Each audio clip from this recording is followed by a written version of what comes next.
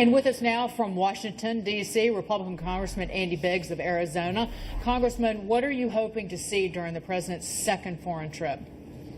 Well, I'd like to see that he puts together some strong relationships that continue, and what I'd really like to see him is to start defining internationally what America's strategic national interest looks like. I think we've gone a long time without that being defined, and I think that's important. I think he needs to look to, because he's talked about bilateral trade relationships, I think he needs to look to solidify those. And as he's doing that, I think what's going to happen is our economy will continue to soar because of that.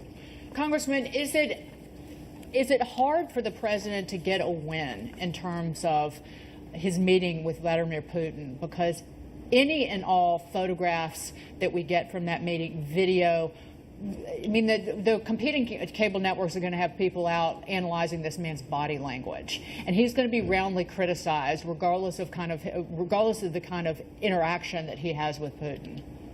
Well, I mean, his detractors are going to do exactly what you say. They're going to pick everything apart.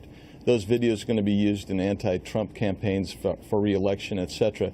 But really, what he needs to do is he needs to set that aside and go forward and try to let Vladimir Putin know exactly what he's thinking, and that's really what we want. That's what I want. Is I want him to define that interest.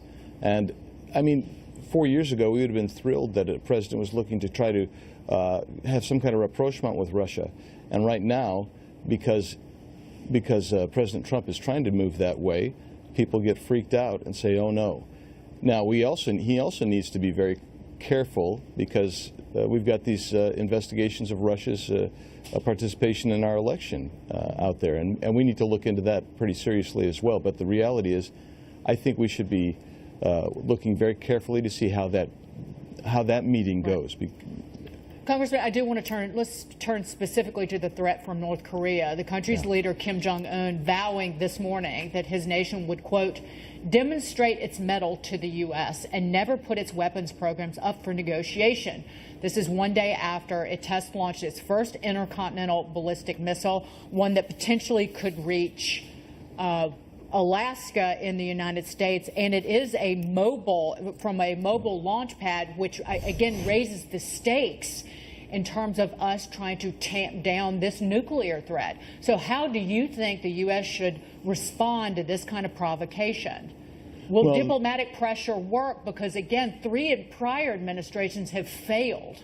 Well, the problem that you have here is multifaceted. This is really complex because we have been feckless, like you say, for the last three administrations. We've let this happen.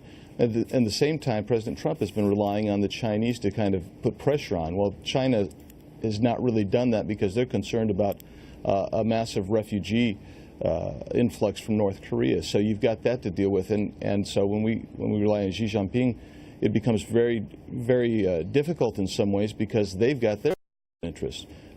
And at the same time, you've got the South Korean leader talking about trying to increase economic activity, incorporate Olympic teams even.